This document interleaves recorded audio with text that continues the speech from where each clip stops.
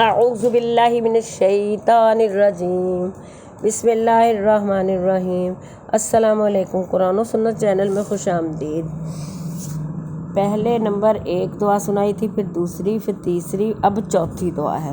رسول اللہ صلی اللہ علیہ وسلم نے فرمایا، جو شخص صبح فجر کی نماز کے بعد مندرجہ ذیل کلمات کو 3 مرتبہ کہہ لے گا، اس کو اتنا اجر و ثواب ملے گا جتنا اس شخص کو ملتا ہے جو صبح فجر کی نماز کے بعد سے خوب دن چڑھے چاس تک اللہ کا ذکر کرتا رہے۔ یہ مسلم شریف کی حدیث ہے۔ اس کی مزید وضاحت اس حدیث سے ہوتی ہے کہ ام المومنین جویریہ رضی اللہ تعالیٰ عنہا سے روایت ہے کہ ایک دن نبی صلی اللہ علیہ وسلم صبح سویرے فجر کی نماز کے بعد میرے پاس سے گزرے۔ جب آپ نے صبح فجر کی نماز پڑھی اور میں جویریہ اپنی جگہ پر بیٹھی کچھ پڑھ رہی تھی، پھر آپ صلی اللہ علیہ وسلم نے باوقت چاست واپس لوٹے تو میں جویریہ ابھی تک وہیں مصلی پر بیٹھی ہوئی اذکار پڑھ رہی تھی۔ آپ صلی اللہ علیہ وسلم نے فرمایا، اے جویریہ، تم ابھی تک اسی حالت میں بیٹھی پڑھ رہی ہو جس حالت میں نے تم کو چھوڑا تھا؟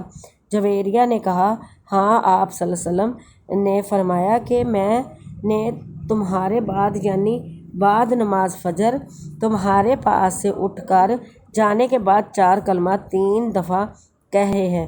اگر ان کا وزن کیا جائے، وہ وزن میں ان کلمات سے زیادہ ہوں گے جو اتنے وقت میں تو نے جو کچھ بھی کہے ہیں۔ جویریہ نے کہا، وہ کلمات مجھے بھی بتائیے۔ فرمایا، پڑھو، سبحان اللہ و بحمدہ عدد خلقہ و رضا نفسہ و زینت عرشہ و مداد کلماتہ۔ مسلم شریف۔ اس کا ترجمہ یہ ہے، اللہ کی ذات پاک ہے سب عیبوں اور برائیوں سے، اور سب تعریف اسی کے لیے سزاوار ہے۔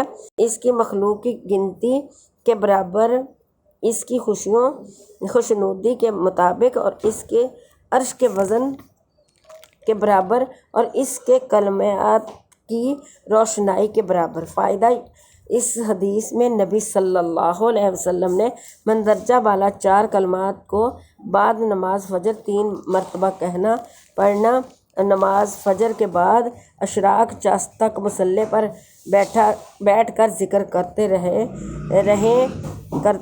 رہنے سے زیادہ بھاری، افضل اور وزنی قرار دیا ہے۔ لہٰذا معلوم ہوا کہ اللہ تعالیٰ کے نزدیک عمل وقت زیادہ صرف کرنے سے اس عمل کی کثرت اہمیت نہیں ہے، بلکہ اللہ کے نزدیک حسن عمل کی زیادہ اہمیت ہے۔ اسی لیے قرآن میں اللہ تعالیٰ نے فرمایا ہے، للذی خلق الموت والحیات لیبلوکم ایکم احسن عملا وہو العزیز الغفور۔ ترجمہ، اے اللہ تعالیٰ وہ ذات ہے جس نے موت اور زندگی کو پیدا کیا تاکہ تم کو آزمائے کہ کون اچھا عمل کرتا ہے۔ یہاں پر اچھا عمل کرنے کا ذکر فرمایا ہے، زیادہ عمل کرنے کا ذکر نہیں فرمایا، لہٰذا اچھا عمل مختصر وقت میں بھی ہو سکتا ہے۔ پڑھنے میں یہ کتنا مختصر عمل ہے، اور تعداد میں کوئی زیادہ نہیں، صرف 3 مرتبہ پڑھنا ہے، لیکن وزن اور ثواب کا لحاظ سے ایسا ہے جتنا کہ ایک شخص بعد نماز فجر سے چاس تک ذکر کرتا ہے۔ آپ نے غور کیا کہ ان چھوٹی چھوٹی دعاؤں، اذکار و ضوائف میں کتنی فضیلت اور فوائد ہیں، اور آپ یہ بھی دیکھیں کہ ان میں کتنا وقت صرف ہوگا۔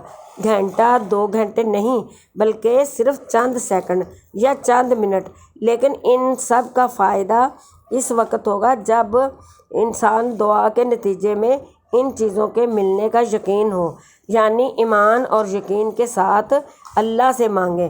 پڑھنے والے کو پورا یقین اور اللہ پر بھروسہ ہو۔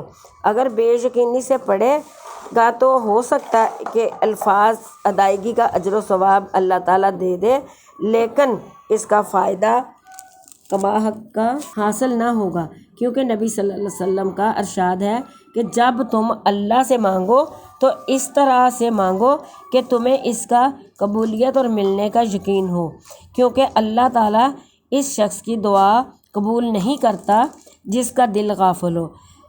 اللہ آپ کا حامی و ناصر، اور میرے چینل کو سبسکرائب، شیئر اور کمنٹ کریں۔